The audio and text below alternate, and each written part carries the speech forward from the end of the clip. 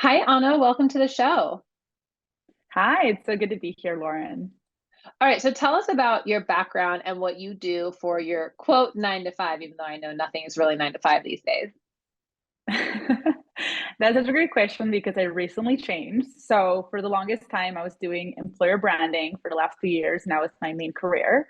But I recently changed like a month and a couple weeks ago to a new role. And now I work within our brand marketing center of excellence at NielsenIQ.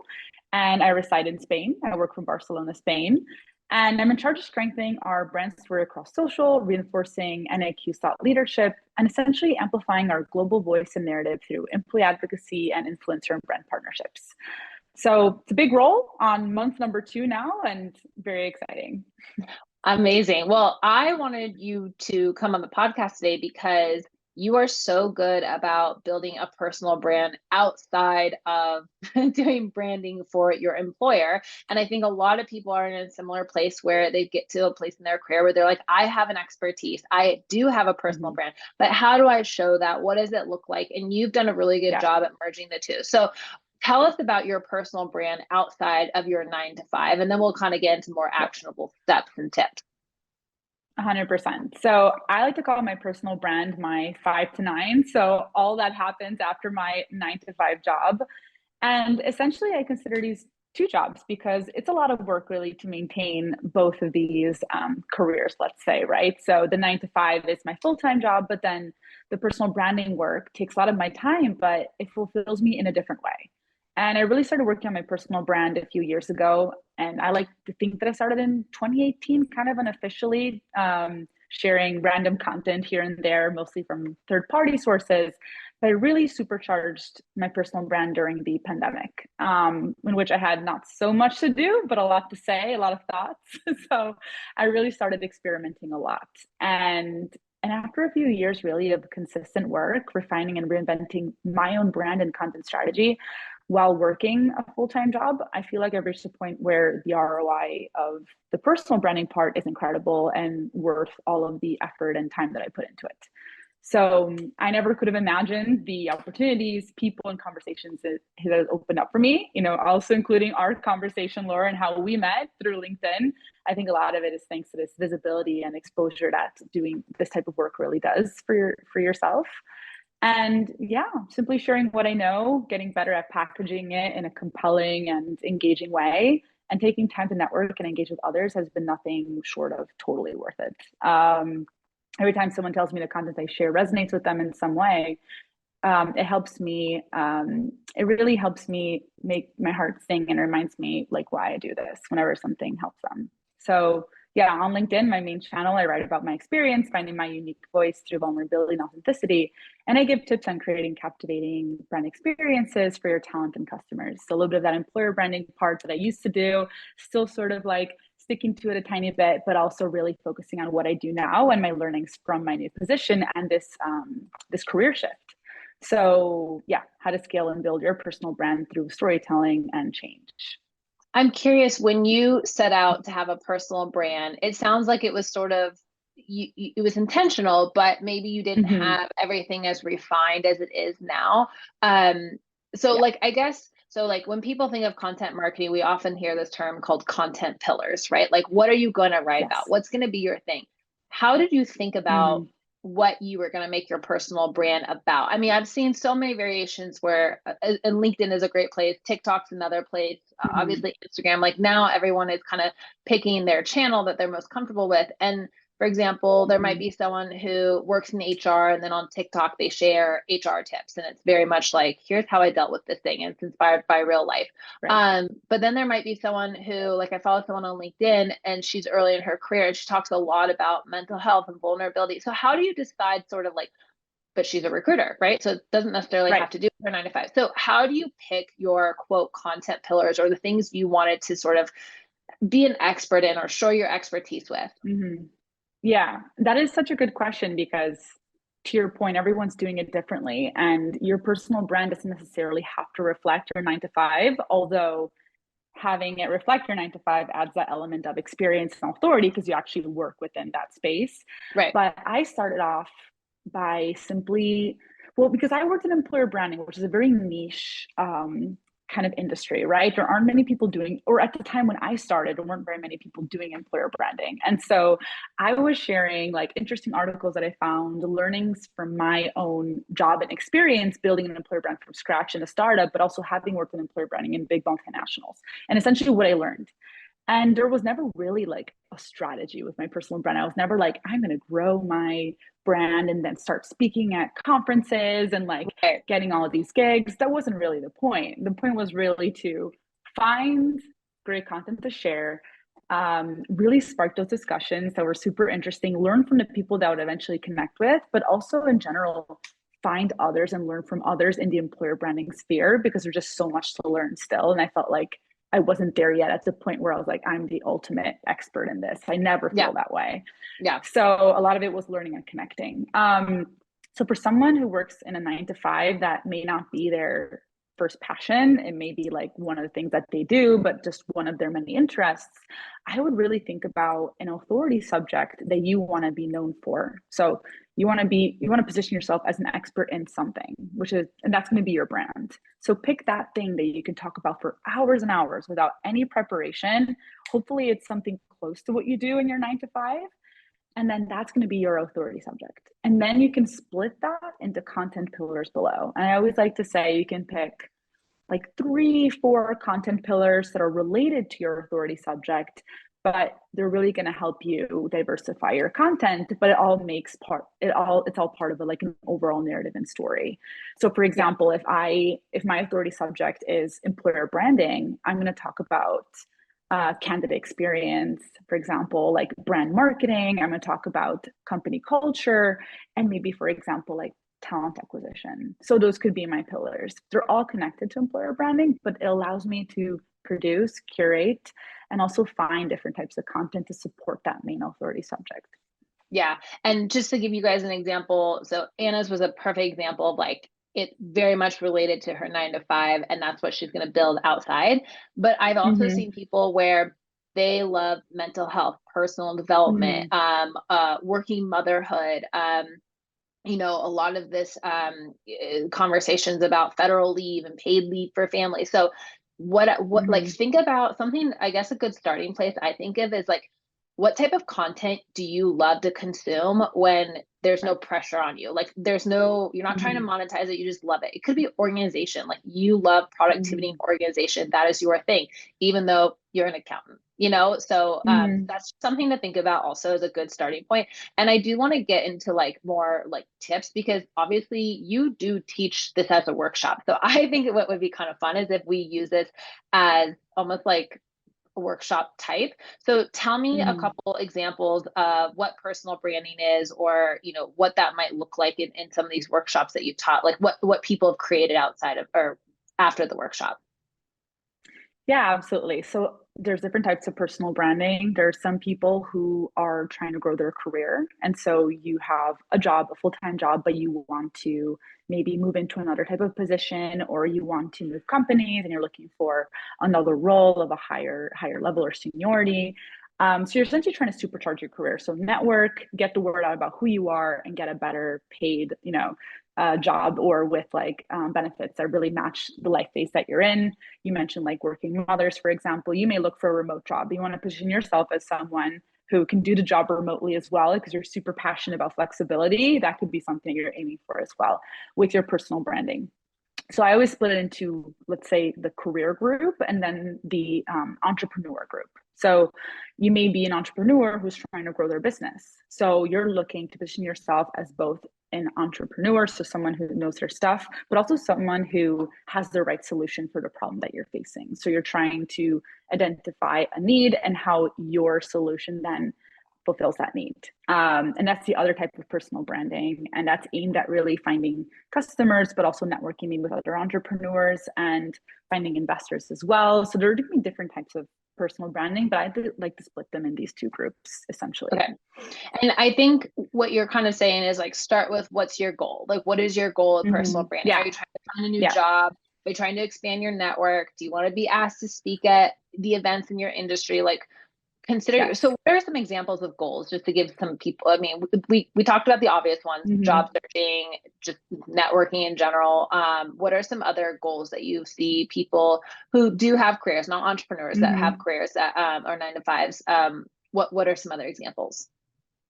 Yeah, so it can be tied to your work. For example, sales. If you work in sales, you may want to grow your personal brand to land more leads and conversions because people will know you as the person to go to for that solution. You're top of mind, you have that visibility. If you are a recruiter, for example, you want to grow your presence as well. So you keep those key relationships with potential candidates, but also be visible and be recognizable by someone who may be researching that company. Or if you reach out to a candidate for a position and you have a strong personal brand, you'll have that level of legitimacy and people will respond to you. A lot more likely to respond to you. Other types of goals could be networking. So essentially growing your number of connections, but and build relationships with people who could benefit from you and you could benefit from them, learn from each other. So you're going to grow in your specific role by learning from others and learning about best practices from other people. Another goal could be to become a thought leader and an industry expert. And maybe one day you'd like to speak at conferences or write a book and you want to kind of grow your brand and get your name out there before you start one of those big projects. So let's take the book, for example. Before you write a book, you want to grow your authority in that subject for which you want to write that book. You're going to start doing that work a lot before you end up publishing your work. So those could be some examples of goals. Other goals could be like change careers, right? So you want to position yourself as an expert in the next type of role that you're looking to get. So it could be looking for a job, but also not. Maybe you want to move internally and you want to position yourself as someone who could potentially have that job. So Yeah. dressing for the job that you want as opposed to the job that you have, right? Yeah. So that can be also a goal of personal branding, is positioning yourself as a different in a different role. I love it. And one thing I've learned, especially in this job market, is personal branding is a really important thing to have before you need it. Because Mm-hmm. when you need it, it's like you're starting from scratch versus if you just invest a little bit Yeah. consistently, I feel like you get a much higher ROI. Okay, so let's move into, you have a 5-step process for building a personal Mm-hmm. brand. So what is the first step? Yeah. Well, one thing I wanted to say from the previous subject is that a lot of people start doing personal branding when they need to, when there's a Yeah. need. Like they want to change their Same jobs with or they just lost networking, their job. everything. Right. It's always like, I need to do this now. I need immediate results. People need to answer me when I Yep. message them, or they need to interact with my content the moment I share it, or like my open to work the moment I post it. But it's a job that needs to be done when you're in a, let's say, a comfortable position, when you are employed, when you don't have anything to gain from it, essentially, right? You're just there to share what you know, find people in your same field or in a field that you're looking to get into, and exchange knowledge. You're there to help others. And then once the time comes when you need that help, you have that community of people around you who are going to support you and help you get where you want to go, whether it is buying your product or giving you a referral or introducing you to someone that matters to you. Yeah. So a lot of I, personal branding, to your point, start earlier. I always use the metaphor of like a bank. Like you can't make withdrawals without making deposits first. And it's like you have to make a lot of Right. personal branding deposits before you can make a withdrawal. And you have to be very I love selective that. of which withdrawal you make and how big it is and all of that. So yeah, that's a very good Mm-hmm. point. I appreciate you saying it. Okay, well, Mm-hmm. let's go over your 5-step process, starting with step number 1. Yeah, and this is going to be different for everyone who does personal branding, but I like to split the steps into these 5 ones. The first one that I would really think about, and we kind of touched upon this earlier, is find what you're good at and what you can talk about for hours. Actually, I'd even change this to find what you're really interested and that you can talk about for hours. Like, what can you speak to a friend about without much preparation for a long time? What kind of podcasts do you listen to? Books do you read, or videos you find yourself consuming? These are really great things to look into to find out like what you're truly interested in, because the key to personal branding is really to be consistent and engaging and sharing content. And so you need to find a subject that you're truly really into, and then it's going to become a lot easier to stay consistent in doing that personal branding work. So it's really like finding that thing that ignites your passion. And second is, well, I kind of say like 1A, the second part of that first point is to focus on your goal, right? So we said this earlier. What is your goal with personal branding? How do you want to be perceived by others? How do you want to manage your brand? You have a brand no matter what. People already perceive you in some way, but how do you want to influence that brand? How do you want to be perceived by others? And what do you want to end up doing with this brand? Like, what's going to be your ultimate goal? So that's something else to think about in phase one, let's say. So phase two, so step two, I'd say, what's your superpower? That's what I would like to find out. So what distinguishes you from someone else doing your same job? What's unique about what you do and how you do it, for example. In marketing, we call this your unique selling point. So it's what you do that no one else does. And this can be your experience, like having a lot of experience in the subject, or practical experience, or working maybe in some sort of institution or company that does this. And so you can really count on that.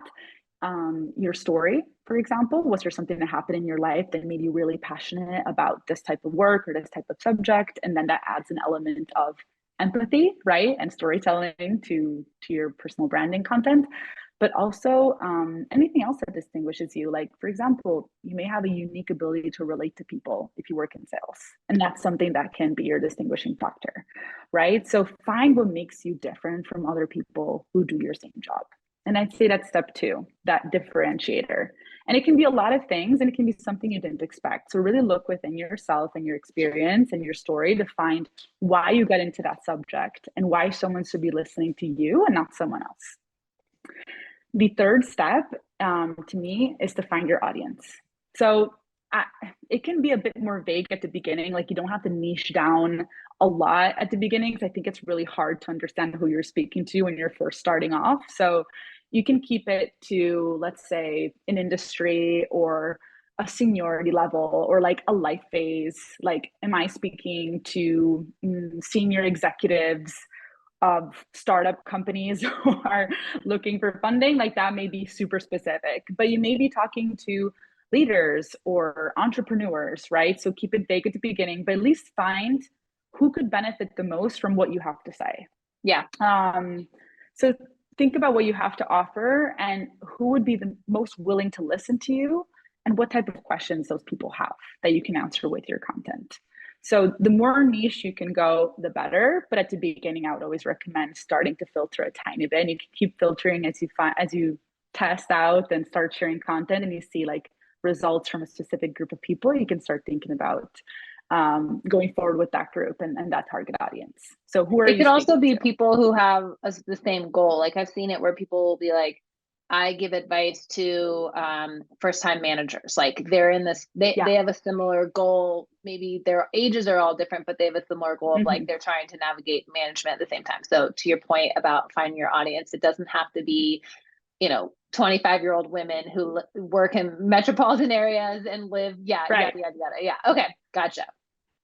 And that's great. If you can niche down to that point, those people will listen to you because your Yeah. message will 100% resonate with them. But then your audience is quite small. And at the beginning, you want to build your audience. So that's why I always say go a little bit vaguer and wider at the beginning. And then you can start niching down when you really find which messages resonate with whom. So that's really step three. The fourth step that I thought of is that you want to find out how you speak to these people. So this is really your brand personality. And it's kind of your unique identifier as well. Like, your differentiator is also your personality. Like, who do you talk to people?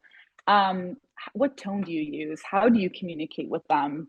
Are you like playful? Do you use a lot of emojis? Do you use an informal language when you speak to your audience? Or are you maybe more authoritative? So you tend to be confident and not use that many emojis, be very formal in how you speak, very scientific. And this is up to you to decide and find something that really reflects who you are as a person, because this is going to add that layer of authenticity to your content and whatever you share, whether it is in a video or in the type of wording and copywriting that you use, or if you appear in a podcast and you want to speak to people. Like, really be consistent with who you are across all of your channels and methods of communication, really. What about And, people who, oh, sorry. What about people go who, and ahead. maybe this is not with this tip, but like, I find there are people who are really good at creating like hooks, like, so you'll read Mm-hmm. about content marketing, or like when you see on social media, it'll be like, start with a hook, or here are hooks that get Mm-hmm. people. And I see some people are very good at writing these hooks that catch your attention, but Yeah. they're almost like fear-based hooks. And then there are other Yeah. people that are like, I read this report and here are the three things I took from it, that like this is kind of what you're talking about. Like what's going to be your style? Are you more the, I list Hmm. three takeaways from this article and I kind of summarize them. I do a lot of storytelling, or I'm very much that here's the hook, here's the learning, Yeah. here's the takeaway, like bam, bam, like you use like this formulaic type writing style, right? Is that kind of what you're referring to also? Yeah, it's a bit of both because the hooks are always going to be useful when you do copywriting. Like you need the first sentence to really hook people in, to get people interested and want to click, read more. So no matter what type of style you do have, having a strong hook, it's going to help you get more views on your content. So, but it's how you write that hook, right? Are you someone who's very confident? Are you someone who's more playful? Like, are you reading like, I have 17 years of experience in AI. This is what I think of ChatGPT. That could Yeah. be one way of writing it. Or you can be like, I'm testing out ChatGPT for the first time, and this is what I've learned. Like it could be written in Right. very different ways, but you're still going to get people to click on the rest of your content. But that is more about packaging, I think, because you need to get good at that too. If you're a writer and you this is where I think it's important to mention that you need to find the best way to communicate with people also from a format perspective, like your medium. Are you someone who doesn't consider yourself a great writer? That is completely fine. Maybe you make illustrations, or maybe you're really great at making videos. Or are you someone who's really natural in front of a video and you can film yourself making 10-second videos explaining a subject that you're Yeah. interested in? Find your way to create content and make sure it's something that you're really comfortable with, because you're going to have to be consistent later with it. So find something Yes. you're really good at and how to share it best. So in fact, I see these TikToks and those have hooks as well. Like the first Yeah. like maybe 2 seconds of a TikTok are a hook, and you're like, oh my God, what is this about? And you just keep watching that video. So, and you can keep watching for up to a minute if it's a really good hook. Like people just reel their audience in with those things. So Yeah, so think that's of what I the mean by medium you tone. prefer too. Like we Hmm. obviously you and I like LinkedIn, but Instagram, TikTok, Twitter, or Yeah. X, LinkedIn, like truly find whatever works for you. And then also your formatting. Are you writing it? Are you making Yeah. the video? Are you making Yeah. illustrations? Are there's this woman I follow, Glucose Goddess, who does work on glucose, and she shows Yeah. charts of what happens to your blood sugar. Like maybe her Instagram has changed recently, but it was just charts. It was just like I ate this Yeah. and this is what happened afterwards. So again, think of the honest point, like find something that you're very comfortable with, because consistency Yeah. is a really important part of personal branding, which we already talked about. Okay, Right. and I think I bulldozed over you when you were doing number four, but that was number four, and then let's talk about number five. Yeah. Yeah. No worries. Keep adding comments. I love it. We're complimenting each other. It's perfect. So the fifth one that I think the fifth, and probably to me is the most important one, is to commit to personal branding. So to regularly engaging, sharing, and especially building your community, right? Because sometimes people spray and pray. So you post Yeah. something and you just never, people comment on it, you just never respond to comments, or you never answer messages because, okay, you posted something, that's great. But it's not only about posting. The purpose here is to build community and to interact with your followers and with other people within your community, other creators. So commit to doing personal branding for an amount of time each day. It can be 15 minutes, it could be 30 minutes, whatever it is, but commit that block of time every single day to engaging with your audience, answering those Yeah. comments, making sure that you're around, commenting on other people's content, getting the name out there, and also even like setting up one-to-ones with other creators and people in your industry. So it's a long-term Yeah. strategy, but also if you do commit to it long term, you get a lot of return on investment. So it's worth the work, but commit. I would say too, if you're, you don't have to start out posting 5 times a day. This is something I recently have Mm-hmm. been experimenting with LinkedIn. For me, I wanted to post 5 times a day. So I post every Mm-hmm. day at 8 a.m. I do schedule them ahead of time. I'm not a person who has like Mm-hmm. sometimes I'll have something on the fly and I'll make it so post the next day. But For me, it didn't work well like that. So also find what works for you. I wanted to write every day because the more I do it, the better I get at it. And so Mhm. that was important for me. But if I was starting out, I might post just every Wednesday, Wednesday wisdom, that's kind of a thing that used to Mhm. happen back in the early days where it would like be like a Tuesday tip, and you could kind of also come up with themes or a way. I mean, we can do a whole part two about how to do it, but like, for me, I always found that having some sort of format to my content also made it easier. So again, think about that. How can you remain consistent? And if you need to come up with themes or one day a week, if you want to schedule and post them ahead of time, do it. I Yeah. know some people are like, oh, I hate when people do that. I just like to talk off the top of my head. That's their style. That's not my style, and so that is Yeah. also very important to kind of recognize, like, we don't have to have the same style. It's totally fine. In fact, it makes these platforms better to not have too much overlap of the exact same thing. There are some people out there where they'll like show other people's content, and then they'll use that as a like conversation Yeah. starter for what they're going to share there. So I would say too, a good place to start with this, besides the starting places you said, is also go and look at all the different content styles and maybe Mhm. take a day or a week to kind of think about strategically, like, what do you like about them, what do you not like about them. Mhm. I'm such a visual learner that that's something that would help me, is going back to kind of like a collection of my favorite content. But I digress. Okay, I want to talk about, those are amazing tips and very, very helpful places to I'm gonna start. add another one. Sorry, I'm Oh, gonna okay, yeah, interject. I'm bonus, gonna let's have it. interject. I think to your point, it's really about building the systems to stay consistent, because I personally don't count on motivation. I count on discipline, because Yeah, I am not always same. motivated or inspired to create content. There are days when Totally. I'm like, I cannot be bothered. And so when you have that system in place where you schedule content or you block an hour of your day to create content, and that is the time that you have to do it, you Yeah. are going to really get more results, because you will be lazy some days. You will not want to do it some days. So making sure you have the right systems in place for staying consistent is going to be key, in my opinion. Yeah. So to your point, you really need to find the best way to stay on track. And sometimes it's scheduling, sometimes it's blocking out time on the weekend to get that done, or evenings to get that done. Yeah. So yes, And let's sometimes, and continue most of the now. time, it's all of the above. It's like, this is what I want Yeah. to be known for. This is my goal. Here's how I'm going to get there. And you know what? I think also one of the takeaways from this is, doesn't have to be built overnight. The thing about personal Mm-hmm. branding that I've learned too is like, just get started. It's not going to be Yeah. perfect. You're not going to be overly confident. You might, on day one, you might Yeah. not get a ton of feedback on day one, but just keep with it. And also, my best advice is, if you are providing advice and wisdom that creates value for the other person, that's going to always be something that people listen to.